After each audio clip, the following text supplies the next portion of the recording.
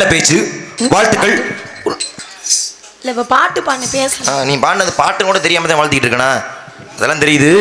ஆனால் அதற்கு முன்பாக நீ சொன்ன வசனத்தை குறிப்பிட்டிருக்கிறேன். ஏன் என்ன கதை பாடல் பாடுவது தலையாய கடமை, அதை பாடுவதற்காக அப்பவே நான் வாழ்த்தலை, அதனால இப்போ வாழ்த்துறேன். எதுக்காக வாழ்த்துறேன்னு தெரியுதா?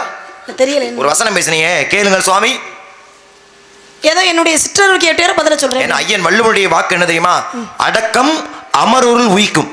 ஒருவன் உயர்ந்த நிலைக்கு செல்ல வேண்டும், எவ்வளவு பெரிய உயரத்துக்கு போனாலும் அவன் இடத்துல அடக்கம் எப்பொழுது இருக்கிறதோ கண்டிப்பா அவன் நிலைமை மென்மேலும் உயரும் என்றார்.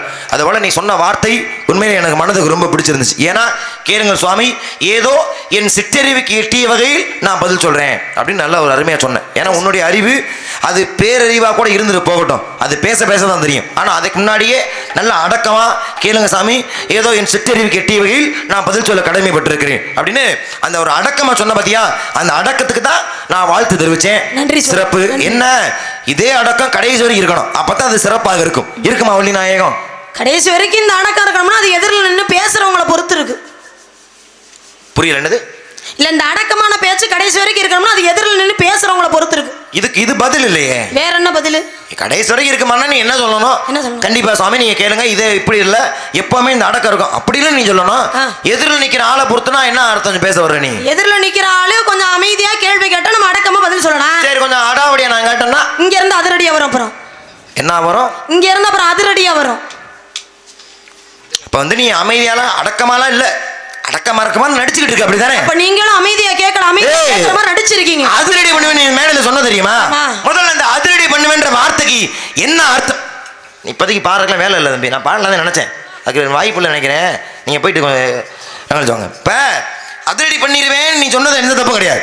சரி, வாழ்த்துறேன் உன் தைரியத்தை, உன் நம்பிக்கையை மனசார வாழ்த்துறேன். ஆனால் அந்த வார்த்தை என்ன அர்த்தத்தை குறிக்குது ரொம்ப முக்கியம். அதிரடி பண்ற என்ன தெரியுமா? என்ன எதிரில் நிக்கிற நாரதருக்கு பாருப்பா எதுவுமே தெரியலப்பா அப்படின்னு அவரை காட்டி கொடுத்து ஒரு கேள்வி கேட்டு அந்த கேள்விக்கு அவர் பதில் சொல்ல முடியாம வெக்கப்பட்டு வேதனைப்பட்டு மனம் வருந்தி தலை குனிய வைக்கிறாங்க பாத்தியா, அதுக்கு பேர் தான் எதிராளி செய்யக்கூடிய அதிரடி பேச்சுன்னு பேரு. இப்ப நீங்க அதிரடி பண்ணி சொன்னீங்கன்னா என்ன சொல்ல வர்ற? எனக்கு எதுவுமே தெரியாதுன்னு காட்டி கொடுத்து எனக்கு பதிலே தெரிய வைக்கிறேன்னு தலை குனிய வச்சு செஞ்சு விடுவேன்றியா? ஏன் அவங்களை அசிங்கப்படுத்த முடியாதுன்னு நீங்க நினைக்கிறீங்களா? ஓ அப்படி வேற வரியா? நீ முடியும்னு நீ நம்புறியா?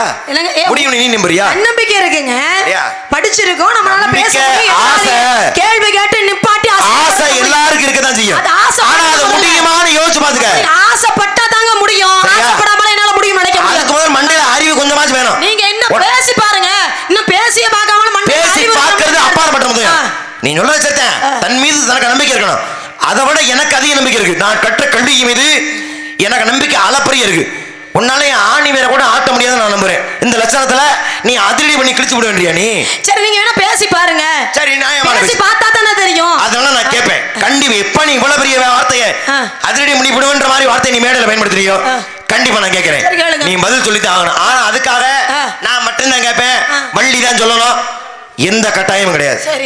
ஏன்னா இது தர்க்க சபை, எல்லாரும் சமந்தான். இங்க ஆண் பெண்ணு பாகுபாடு இருக்கா? இல்ல. மூத்தவங்க இலைய ஓடு இருக்கா? இல்ல. உயர குட்டைன்னு இருக்கா? இல்ல. இங்க எதுக்கு வேலை? திறமைக்கும் அறிவுக்கும் தான் வேலை. அதனால ஒருவேளை என் கேள்விக்கு நீ சரியான பதில் சொன்னா அப்படின்னா திருப்பி நீ 1000 கேள்வி விடு, எனக்கு எந்த மாற்று கருத்தும் கிடையாது. பரவாயில்ல, இந்த விஷயத்துல உங்களை எனக்கு ரொம்ப பிடிச்சிருக்கு. ஏன் அப்படின்னா ஒரு சில பேர் நான் மட்டும் தான் கேட்பேன், நீ எப்படி என்னை கேட்கலாம்னு கேட்பாங்க. ஆனா அந்த மாதிரிலாம் இல்லாம நான் கேட்பேன், நீ பதில சொல்லிட்டு திருப்பி 1000 கேள்வி வேணாலும் கேளுங்கன்னு சொன்னீங்க பாத்தீங்களா? இல்ல அந்த விஷயம் எனக்கு ரொம்ப பிடிச்சிருக்கு. பந்த வேகமா நம்ம எரிகிறோம்னா திருப்பி அதே வேகத்துல வர்ற பந்த பிடிக்க தயாரா இருக்கணும். நான் தான் சொன்னேன் என் கல்வி மேல நம்பிக்கை இருக்கணும். அப்புறம் என்னத்துக்கு உன்னைய பார்த்தா நம்மள எதுவும் கேட்டு விடுமா? எனக்கு என்ன பயம்? உனக்கெல்லாம் அவளை திமிரு இருக்குல்ல. அப்ப நீங்களும் எல்லாத்துக்கும் தயாரா தான் வந்திருப்பீங்க போல இருக்கு. நான் எப்பவும் தயார் தான். ஆனா நான் கதை நடத்தலாம்னு வந்தேன். அப்ப பேசி பாப்போம். அதிரடி பண்ணி விடுவேன். பரவாயில்ல பாப்போம். அடிப்படையில இருந்து ஆரம்பிக்கிறேன். யாரை வணங்குகிறாய்? முருகப்பெருமான. முருகன் நெத்தியில என்ன போட்டுருக்காரு? பட்டம் போட்டிருக்காரு. முருகன் எதுக்காக பட்டம் போட்டுருக்காரு தெரியுமா? சிவனை நினைச்சு அவர் பட்டம் போட்டிருக்காரு. சரி, சிவன் ஏன் பட்டம் போட்டுருக்காரு தெரியுமா? முடி சார்ந்த மன்னராக இருந்தாலும் கடைசியில் பிடி சாம்பலைங்கிறத எடுத்து காட்டணுங்கிறதுக்காக. அப்ப சிவனை வணங்குறவங்க நெத்தியில பட்டை அணிகிறோம். நீ பட்டை அணிஞ்சிருக்க. பட்டை அணிந்ததால் சிவனுடைய பக்தர்களாக சிறப்பு பெற்றவர்கள் எத்தனை பேர் தெரியுமா? 63 பேர். 63 நாயன்மார்கள். 63 நாயன்மார்கள எத்தனை ஆண்கள் எத்தனை பெண்கள் தெரியுமா? 60 ஆண்கள் 3 பெண்கள்.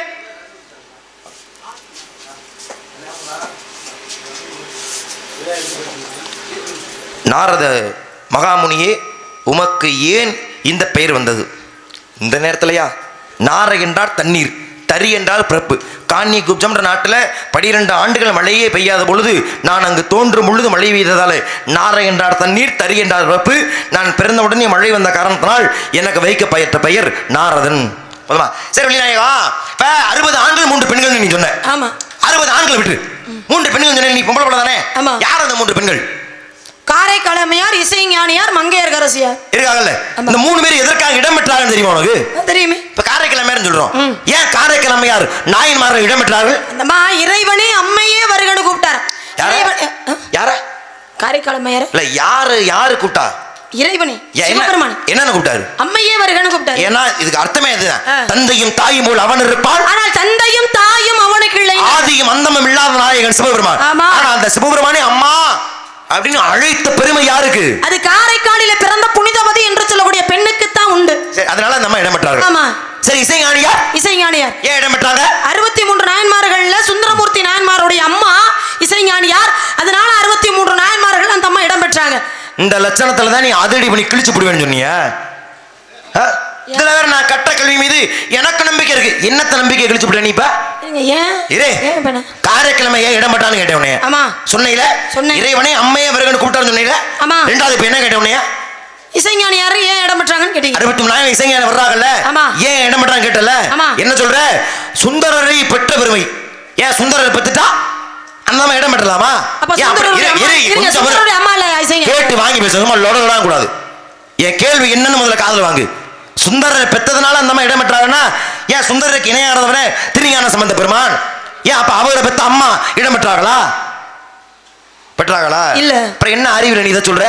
சரி, மாணிக்க வாசகர் பிறந்தார்ல, அவர் அறிவாளியா முட்டாளா? அறிவாளி தானே. அவரை பெற்ற அம்மா இடம் பெற்றாங்களா? இல்ல. இல்ல இல்ல. அப்புறம் சுந்தரரை பெற்றதுனால இந்த அம்மா இடம் பெற்றாங்கன்னா இது அறிவு கட்ட பதிலா தெரியல உனக்கு? ஏங்க இவ்வளவு கத்துறீங்க? அமைதியா பேசுங்க. ஆமா, உன்னை பொண்ணு வாக்கு வந்திருக்கேன், பகுமானமா நிக்க வச்சு உன்னோட பதில் தப்பு பேசுங்க. நான் வேணும்னு சொல்லல, சத்தம் போடாம கொஞ்சம் அமைதியாவே பேசுங்க. நான் இப்படித்தான் பேசணும், இப்படித்தான் பேசணும். இப்ப இந்த வகை எனக்கு சட்டம் இதெல்லாம் நீ போடக்கூடாது. என் கேள்விக்கு பதில் சொல்ற மட்டும் தான் வேற. நான் என்ன சொல்ல வந்தேன்? பதில் சொல்லு முதல்ல. இருங்க, பேச்சை ஏன் பாதியிலே நிப்பாட்டிட்டு ஏன் கடந்து கத்துறீங்கன்னு நான் கேக்குறேன். பாதியில நிப்பாட்டி ஒண்ணே பதில சொல்லி முடிச்சதுக்கு அப்புறம் தவறன்னு நீங்க பேசுங்க. பாதியில நிப்பாட்டி பதிலே சொல்லி முடிக்கிறதுக்கு முன்னாடி நீங்க தடுத்து பேசுறது ஞாபகம். நீ என்ன சொன்ன? சுந்தரரை பெற்றதால அந்த அம்மா இடம் பெற்றாங்கன்னு முட்டுப்புள்ளி வச்சுட்ட. நல்லா கேளுங்க. இருங்க, நான் முற்றுப்புள்ளி வைக்கல. வேற 63 நாயன்மார்ல சுந்தரமூர்த்தி நாயருடைய அம்மா, அதனால 63 நாயன்மார்கள் அந்த அம்மா இடம் பெற்றிருக்காங்க அப்படின்னு எல்லாரும் பேசுவாங்க. அது தவறான கருத்து. அதனால அந்த அம்மா இடம் பெறவில்லை சொல்ல வந்தேன். என்ன அறிவியல் இப்படி பேசுற? அடுத்தவங்க இதை சொல்லுவாங்க, அடுத்த அதை சொல். இந்த வேலை உனக்கு தேவையில்லை. நீ என்ன சொல்றிய அதை சொல்லு. இருங்க, ஏன் அவசரப்படுறீங்க? ஏன் இந்த இடத்துல சுந்தரமூர்த்தி நாயன்மாரை நான் ஞாபகப்படுத்தினேன் அப்படின்னா, சுந்தரமூர்த்தி என்று சொல்லக்கூடியவர் என்ன பண்ணாரு? இறைவனை பதிகம் பாடி எல்லாரும் சைவ சமயத்தை பரப்பினார். ஆனா இசைஞானியார் அந்த அம்மா இருக்காங்களே, சுந்தரமூர்த்தி நாயனாருடைய அம்மா, இசையால் இறைவனை மெய்மறக்க செய்து உலகுக்கு சைவ சமயத்தை பரப்பினாங்களாம். அதனாலதான் அந்த அம்மா 63 ஆண்டுகள் இடம் பெற்றாங்க. சுந்தரமூர்த்தி ஒவ்வொரு ஆலயத்துக்கு போனாரு, திருவாசகம் தேவாரம் பாடி இறைவனை மகிழ்த்தார். எப்படி அவர் பதிகம் பாடினாரோ அந்த மாதிரி இந்த மாதிரி இசை பாடினார்கள். இசை பாடியதால அந்த அம்மாக்கு என்ன பேரு? இசைஞானியார்னு பேரு. அப்ப இசை பாடியதனால இந்த அம்மா இடம் பெற்றாங்களா இல்ல சுந்தரரை பெற்றதால இடம் பெற்றாங்களா? இல்ல, இசை பாடியதனால அந்த அம்மா 63 ஆண்டுகள் இடம் பெற்றாங்க. அதோட சொல்லி உன் வாயை பொத்து. இப்ப சுந்தரரை பெற்றாங்க இதெல்லாம் யாரும் கேட்கல. சரியா? மூடிக்கிட்டு இந்த வேலைலாம் நீங்க பேச கூடாது. அப்புறம் இத மத்தவங்க சொல்லுவாங்க. இருங்க. அப்புறம் மத்தவங்க இத சொல்லுவாங்க, நொட்டுவான். இதே நீ சொல்ற. என் கேள்விக்கு என்ன பதில் அதை சொல்லு. சுந்தரர் அம்மா அதுல கொஞ்சம் குறைச்சாது வைங்க. ஏனே தனியாக பண்றீங்க? காதெல்லாம் அடைக்குது கடந்து கத்தி. அதுல கொஞ்சம் கரண்ட் வைப்பா. வாய் மொத்தமா பொசுங்கி தொலையட்டும். இன்னைக்கு எல்லாத்தையும் முடிச்சு வச்சு விட்டுருவோம். நல்ல எண்ணம். கேட்ட கேள்விக்கு நீ மொத்தமா குறைச்சிட்டியாப்பா. நல்ல மனுஷன், ஏத்துவா. இங்க வா. அவர் யாருடைய அம்மானோ, யாருடைய புருஷனோ, யாருடைய குழந்தையானோ நான் கேட்கல. என் கேள்விக்கு என்ன பதிலோ அதை மட்டும் தான் நீ சொல்லணும். நீ மனப்பாடம் பண்ணத போல ஒப்பிக்கணும்னு நினைச்சேன்னா பொண்ணால இறங்கி மண்ணா தாங்க இங்க ஒப்பிக்கவே முடியும். மனப்பாடம் இது தர்க்கம், இது சொற்பொழிவு கிடையாது, தர்க்கம். என் கேள்விக்கு தான் நீ சொல்லணும். இதுக்கு பேர் ஒப்பிக்கிறது இல்ல. என்கிட்ட விவரம் இருக்குங்கறத காட்டுறது. அப்படி காட்டுறதா உன்னை பொண்ணமாராதி பஸ்ல இறங்கிட்டு போறோம். நீ 10:45 வரைக்கும் ஒப்பிச்சிருக்கட. இங்க கேள்விக்கு தான் நீ பதில் சொல்லணும். கதை இங்க கூட்டிட்டு வந்திருக்காங்க. கேள்விக்கு மட்டும்தான் பதில். ஐயா உங்க பிரச்சனை என்ன முத? இசைஞானம் இடம் பெற்றதுக்கு காரணம் சொல்லி ஆலயத்துக்கு போய் சொல்லிட்டேன். அத மட்டும் சொல்லுங்க. சொல்லி முடிச்சிட்டேன். அப்புறம் சுந்தரரை பெத்தாக இன்னார கட்டுனாங்க. பதில சொல்லி முடிச்சிட்டேனே. அதோட அந்த பேச விடுங்க. அப்புறம் என்ன இதுல இன்னொருத்தர் அத சொல்லுவாங்க. எதுக்கு நீ பேசுற? மூணாவதா யார் இருக்கா? மங்கையர்க்கரசியார். ஏன் இடம் பெற்றாங்க? மங்கைக்கெல்லாம் அரசியாக விளங்கின காரணத்தினால மங்கையர்க்கரசியார். தட்டுனா தலை போய் கடை மைக் செட் விழுந்துரும். இந்த லட்சணம் இதுல தான் நீ அதிரடி பண்ணி கிழிச்சு போடுவேன்னு சொன்னியா? இல்ல உங்களுக்கு என்ன இந்த அதிரடி பண்ணுவேன்னு சொன்னது உங்களுக்கு சொன்னது தப்பு கிடையாது. ரொம்ப பாதிச்சிருச்சுன்னு நினைக்கிறேன். அதுக்கு தகுந்த அறிவு இருக்கணும். உன் அறிவை பார்த்தா அப்படி தெரியவே இல்லையே. என்ன மங்கைக்கெல்லாம் அரசியை வழங்கினாங்கன்னா ஏன் மங்கை மீனாட்சி அம்மன் எடுத்துக்க. அந்த அம்மா மங்கைக்கெல்லாம் அரசி இல்லையா? அரசி இல்லையா? ஆமாங்க அரசிதான். அன்னை கலைவாணி எடுத்துக்க. கல்விக்கெல்லாம் அரசி இல்லையா? ஆமா எல்லாரும் மங்கைக்கெல்லாம் அரசிதான். அத நான் கேட்கல. கேள்வியை புரிஞ்சுக்க. ஏன் அந்த அம்மா 63 நாயன்மார்கள் இடம்பெற்றாங்கன்னு கேள்வி புரியுதா? சும்மா அப்படி சொல்லி பார்த்தேன் என்ன பண்றீங்கன்னு. வேற ஒண்ணும் இல்லை. இந்த அம்மா ஏன் 63 முறைக்காதீங்க. ஏன் அந்த அம்மா 63 நாயன்மார்கள் இடம்பெற்றாங்கன்னா அந்த அம்மா பிறந்ததும் சோழ நாட்டுல. சோழ நாட்டுல பிறந்து பாண்டி. இந்த லட்சணத்துல தான் நீ அதிரடி பண்ணி கிழிச்சு போடுவேன்னியா? என்னங்க உங்க பிரச்சனை? ஏங்க அப்படி படுத்துறீங்க? இல்லம்மா நீ மத்த சாதாரண மாதிரி கேளுங்க சாமி சொல்றேன் அப்படின்னா நான் இவ்வளவுதான் கேட்டுக்க மாட்டேன். சரி அதிரடி பண்ணி கிழிச்சு போடுவேன் சொன்னாலு தப்பான பதில் சொல்றீங்க. வெக்கமா இல்ல உனக்கு? இதுல என்ன தப்பா சொன்னீங்க? எங்க பிறந்தாங்க என்ன? யாரு? யார பத்தி பேசுற? மங்கையர்க்கரசியாரை பத்தி பேசி. அப்ப அவங்கள தான் கேட்கணும் சொல்லு. அதான் மங்கையர்க்கரசியார் சோழ நாட்டுல பிறந்தாங்க. சோழ நாடுன்னு ஏதாச்சும் ஊருக்கு பேர் இருக்கா? இல்ல நாட்டுடைய பேரு சோழ. பாண்டி நாடு, சேர நாடு, சோழ நாடு அது நாட்டோட பேரு.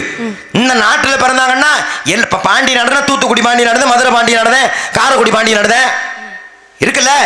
ஊருக்கு பேர் இல்லையா? நான் கதையை நொச்சு கொட்டுற. என் சம்பளத்துல 1000 ரூபாய் குறைச்ச அப்படி நொச்சு கொட்டுவியா நீ? வாங்க குறைச்சு கொடுப்பா உங்களுக்கு. அப்ப எந்த ஊரு அதை சொல்லு. சோழ நாட்டுல பிறந்தாங்கன்றா விடுங்க பேச்ச விடுங்க. சோழ நாட்டுல பழையாறை அப்படிங்கிற இடத்துல அந்த அம்மா பிறந்தாங்க. இன்னைக்கு கடலூர் மாவட்டத்துல ஒரு பகுதியா இருக்கக்கூடியது பழையாறை. பழையாறையில் அந்த இடத்துல பிறந்தாங்க மங்கையர்க்கரசியார். அங்க பிறந்து பாண்டிய மன்னனை திருமணம் பண்ணிக்கிட்டு பாண்டிய நாட்டுல. இந்த லட்சணத்துல தான் நீ அதிரடி போய் கிழிச்சு போடுவேன்னு சொன்னியா? ஐயய்ய எப்பனா இல்லையா? என்னங்க யார கட்டுனாங்க என்ன? அட பாண்டிய மன்னனை கல்யாணம் பண்ணிட்டு வந்துட்டாங்க. இன்னைக்கு ஊர்ல 1000 பாண்டியன்னு பேர் வைக்கலாம். அது வேற. பாண்டியன் என்பது யாருக்காவது பேர் இருக்கா? இல்ல. சொக்கநாத பாண்டியன், விக்ரம பாண்டியன், செண்பக பாண்டியன், உக்கிர பாண்டியன், வரகுட பாண்டியன். பாண்டியன் என்பது பட்ட பேரு. ஆமா புரியுதா? விக்ரமன்னோ, சுக்கன்னோ, அபிஷேகன்னோ, செண்பகன்னோ இதுதான் பேரு. புரியுதா? பாண்டிய மன்னனா அந்த மன்னனுக்கு பேர் இல்லையா? இறைவா அந்த அம்மா கூன் பாண்டியனை திருமணம் பண்ணிக்கிட்டு இங்க பாண்டிய நாட்டுக்கு வந்துட்டாங்க. இந்த லட்சணத்தை நீ அதிரடி பண்ணி கிழிச்சு போடுவேன்னியா? பேர் என்ன சொன்ன? சிரிக்காத. சும்மா உன் முகரையை பார்த்தா அவ்வளவு எரிச்சதா வரும். இந்த வேற சிரிக்க தயவு சிரிக்காத. சரியா? உங்களை பார்த்தா கூட எனக்கு பத்திக்கிட்டு எரியுது. நான் சிரிச்சு யார கட்டுனா கூன் பாண்டியனை நம்ம திருமணம் பண்ணிக்கிட்டு வந்து. கூன் பாண்டியனை கட்டுனாங்களா? ஆமா. நல்லா யோசிச்சு சொல்லு. ஆமா கூன் பாண்டியன். சரி கூன் பாண்டியன் கூன் பாண்டியன் பேரு எதிர் நாட்டோட போரிடும் பொழுது எதிர் நாட்டவர்கள் கதையால மார்பிள் அடிச்சுட்டாங்க. மார்பிள் அடிச்சு காரத்தினால முதுகுல அப்படி கூன் விழுந்துருச்சு. போரில் கலந்து கொண்டா எதிரி அடிச்சா கூன் விழுந்துருச்சு. கல்யாணத்துக்கு முன்னாடியே கல்யாணத்துக்கு அப்புறமா? கல்யாணத்துக்கு அப்புறம். கல்யாணத்துக்கு அப்புறம். ஆமா. அப்ப கல்யாணம் பண்ணும்போது கூன் பாண்டியன்னு சொல்றீங்க. கல்யாணத்துக்கு அப்புறம் தானே போருக்கு போனேன். கூன் விழுந்தது கூன் பாண்டி பேர் வந்துச்சு. ஏன் கல்யாணம் பண்ண அவனுக்கு பேர் இல்லையா? எங்கேயா புடிச்சிய? ஏயா என்னைய ஓட்டு கொண்டெடுக்கிற? இது அதிரடி பண்ணி கிளிப் பண்ணியமா?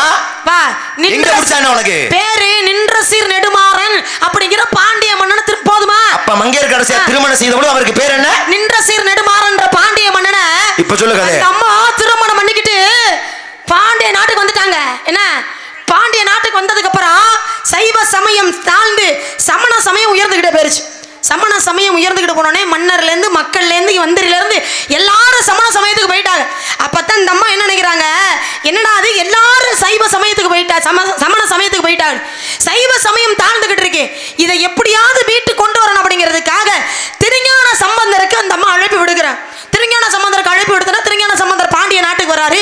பாண்டிய நாட்டுக்கு வந்ததுக்கு அப்புறம் தான் பாண்டிய நாட்டிலே சில போட்டிகள்லாம் நடந்துச்சு. சைவ சமயம் பெருசா சமண சமயம் பெருசா அப்படிங்கிறதுக்காக அனல்வாதம் புனல்வாதம் அரிகண்டம் யமகண்டம் அப்படின்னு சில போட்டிகள் நடந்துச்சு. இந்த போட்டிகள் எல்லாத்துலயும் சைவ சமயம் ஜெயிச்சிருச்சு. அப்ப தனி ஒரு பெண்ணாக இருந்து பாண்டிய நாட்டிலே சைவ சமயத்தை மீட்டு கொண்டு வந்த பெருமை அதான் முக்கியமான விஷயம். அதான் 63 நாயன்மார்கள் அந்த அம்மா இடம் பெற்றாங்க. கட்டண புருஷன் மதம் மாறிட்டான், மந்திரி மதம் மாறிட்டாரு, நாட்டு மக்கள் மதம் மாறிட்டாங்க. ஒருவேளை மங்கையர்கரசி இந்த பெண்மணியும் வேணாப்பா நம்ம புருஷமா நம்மளும் சமாதத்துக்கு போயிருவோம் அப்படி நினைச்சிருந்தா இன்னைக்கு பாண்டிய நாட்டுல மதுரை எம்பதியில சைவ சமயம் ஒரு சமயம் இருந்திருக்குமா? ஏங்க மதுரை மீனாட்சி அம்மன் கோவிலே இல்லாம போயிருக்குங்க. இதுக்கெல்லாம் காரணம் ஒரே ஒரு பெண்மணி. யாரு? அதுதான் மங்கையர்கரசர் என்று சொல்லக்கூடிய ஒரே ஒரு பெண். அப்ப மங்கையர்கரசி இடம் பெற்றதுக்கு காரணம் இதுதான் காரணம், சைவ சமயத்தை மீட்டு கொண்டு வந்ததுனால. அப்புறம் அந்த மங்கைக்கெல்லாம் முரசியாக விளங்கினார் சொன்னியே, அது சும்மா சொல்லி பாக்குறது. அப்படி சும்மா சொல்லி பாக்குறது அதையும் ஏத்துக்கிட்டு போறவங்க தான் இருக்காங்கல்ல. அது சொன்னாலும் அப்படி சொல்லக்கூடாதுல்ல, விவரம் பேசணும்ல. இப்ப சொன்னீங்க இது விவரம். ஏன்னா மதுரையிலே சைவம் தாழ்ந்த பொழுது அந்த சைவத்தை மீட்டெடுத்த பெருமை யாரு கொண்டு அப்படின்னா அது மங்கையர்கரசியா இருக்கு. சரி, மதுரை மீட்டெடுத்தாக உருவானது மீனாட்சி அம்மன் ஆலயம். கோயிலுக்கு போயிருக்கியா? போயிருக்கேன்.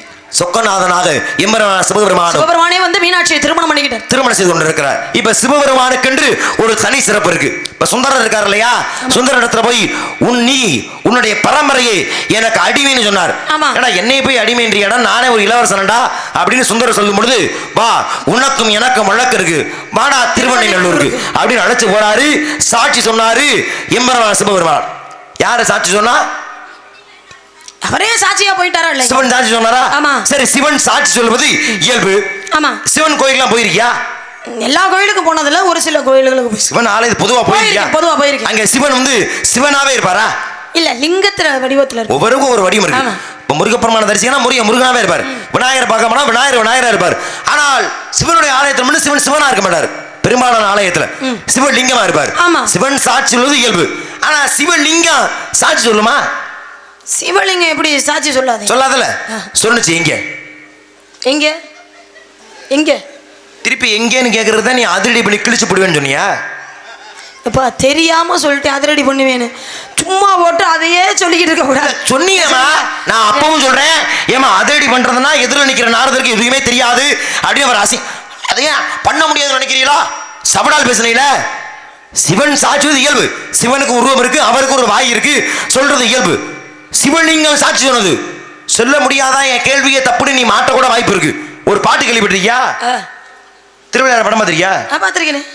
இசைத்தமிழ் நீ செய்த அருள் சாதனை ஒரு பாட்டு இருக்கு, கேள்விப்பட்டிருக்கியா? ஆமா, டிஆர் மகாலிங்கம் ஐயா பாடியது. யாரு டைரக்டர்லாம் உனக்கு கேட்கல? கேட்டிருக்கியா? கேட்டிருக்கேன், கேட்கல. கேட்டிருக்கேன். அதுல ஒரு வரி வந்து கவனிக்கியா? என்ன? சிவலிங்கம் சாட்சி சொன்ன கதையும் பொய்யோ. கேட்டிருக்கேன். பாட்டு எழுதுறது யாரு தெரியுமா? யாரு யாரு யாரு யாரு? அந்த பாடல் ஆசிரியர்மா கண்ணதாசன் ஐயா எழுதியது. சொல்ல வேண்டியதானே? ஐயா கண்ணதாசன் அவர்கள் எவ்வளவு பெரிய ஞானஸ்தர் எல்லாரும் தெரியும். இப்ப ஒருவேளை அவரு அப்படி நடக்காத ஒரு விஷயத்த பாட்டுல எழுதியிருப்பாரா? எழுத முடியாது. நடக்காத விஷயத்தை எப்படி எழுத முடியும்? அப்ப நடந்திருக்க தானே வாய்ப்பு இருக்கு. ஆமா. இப்ப என் கேள்வி சரின்னு ஒத்துக்கிட்டே. இப்ப நீ சொல்லு, சிவலிங்கம் சாட்சி சொன்னது எங்க? இதுக்கு தான் அந்த பாட்டை கேட்டீங்களா நீங்க? சிவலிங்கம் எப்படிங்க சொல்லும்? சிவலிங்கத்துக்கு ஏதுங்க வாய்? நீ பிராடடிக்க கூட வாய்ப்பு இருக்கு. அதனாலதான் இப்படியான தெளிவான பாடல்லே இந்த வரி இருக்கு. வரி இல்லாம அந்த பாடல் எழுதுனா ஏதோ ஒரு காரணத்துக்காக எழுதியிருப்பாரு. அதுக்காக உடனே சிவலிங்கமே சாட்சி சொன்னுச்சு அப்படின்னா அதுக்கு ஒரு கதையை நீங்க எழுதுனது பொய்யான பாட்டுன்னு நீ சொல்ற, அப்படிதானே? சரிங்க, உங்களாம் எவ்வளவு பெரிய ஆளு, பாடல் எழுதுனதை நாம போய் தப்புன்னு சொல்ல முடியும்? எழுத உண்மையா தானே இருக்கான், உண்மையா தானே இருக்கான். அப்ப சொல்லு, சிவலிங்கம் சாட்சி சொன்ன கதையும் பொய்யானா சிவலிங்கம் எங்கே யாருக்காக சாட்சி சொன்னது? சொன்னுச்சு ஒரு ஆளுக்காக. நீ நெத்தில என்ன போட்டுருக்க? பட்டை போட்டிருக்கேன். பின்ன போட்டுருக்க பட்டை உள்ள ஆளை பத்தி உனக்கு தெரியலன்னா அப்புறம் எதுக்கு நீ அதிரடி பண்ணி கிளிப்பேன்னு சொல்லுவ?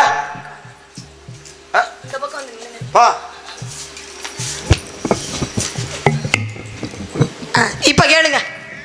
ஏன் வாஸ்து மாறி போச்சு உனக்கு? இல்ல இல்ல இல்ல, சிவனை தானே நீ வணங்குற? ஆமா, சிவபெருமான் தான் சிவலிங்கமா காட்சி கொடுக்கிறாரு. அப்படி அந்த சிவலிங்கம் சாட்சி சொன்னது எங்க யாருக்கா? சொல்லுங்க அப்பா, எங்க சொல்லுங்க அப்பா. உங்க அண்ணன் பண்ணதோட நகைச்சுவை. சரி, நானு அதிர்ச்சியான சிரிச்சேன். தூக்கி கூட்டத்தை விட்டு எரிஞ்சிட்டு போயிட்டே இருப்பேன். சரியா? அதுக்காக அந்த பக்கம் வரல. இந்த பக்கம் கொஞ்சம் நல்லா இருக்க மாதிரி இருந்துச்சு, அதனால அந்த பக்கம் அந்த பக்கமே வச்சுக்க. ஏன்னா சிவலிங்கம் வந்து எங்கேயும் சாட்சி சொல்லாது. ஆனா ஒருவனுக்காக சிவலிங்கம் சாட்சி சொன்னது எங்க? ஒருவனுக்காகவா ஒருத்திக்காகவா? ஒருத்திக்காக.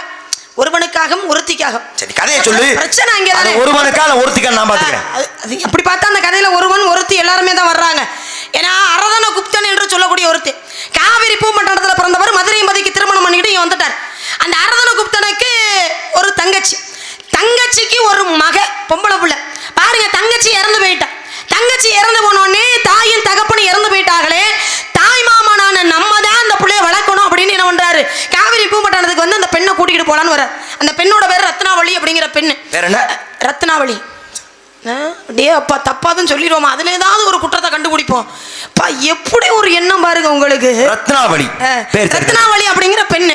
இந்த தங்கச்சி உயிரோட இருக்கும் போது அவளுக்கு என்ன ஆசை அப்படின்னா, தன்னுடைய பிள்ளைய தன்னுடைய அண்ணனுக்கே கல்யாணம் பண்ணி கொடுக்கணும் அப்படின்னு ஒரு ஆசை அந்த பெண்ணுக்கு. ஆனா திருமணம் பண்றதுக்கு முன்னாடியே அந்த அம்மா இறந்து போயிடுறாங்க.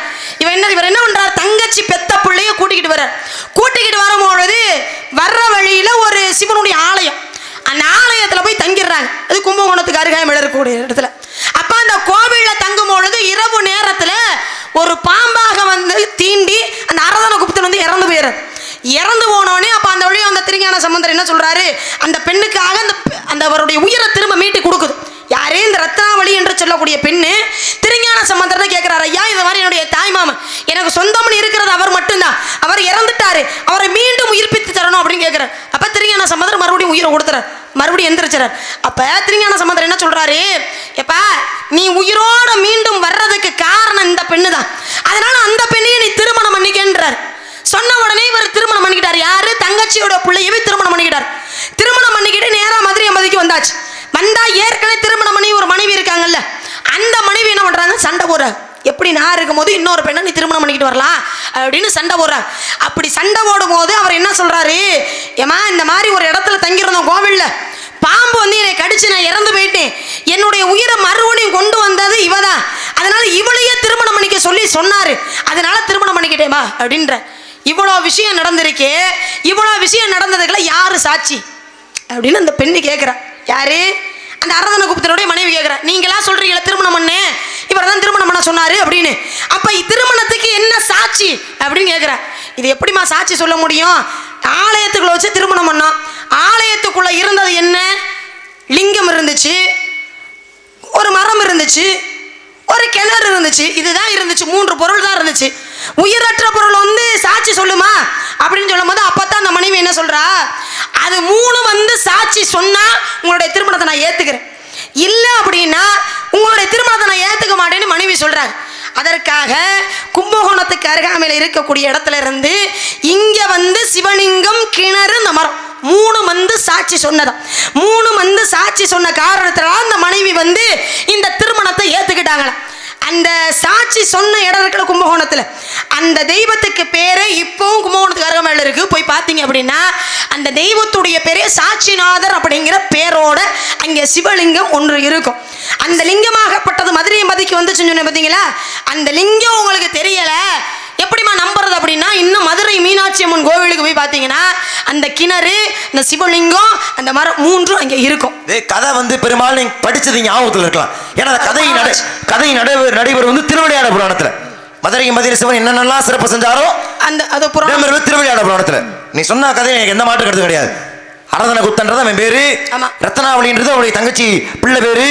அந்த கும்பகோணத்து பக்கத்துல இருக்கு சாட்சிநாதர் சுவாமின்னு சொல்லிட்டு சாட்சியுள்ள வந்துச்சு மதுரை மீனாட்சி அம்மன் கோயில்ல. இன்னைக்கு அதுக்கு சாட்சியாக அன்னை மீனாட்சி வணங்கிட்டு சொக்கநாதர் வணங்க போகும்பொழுது அந்த திருப்பத்திலே சிவலிங்கம், வன்னி மரம், அதே போலவே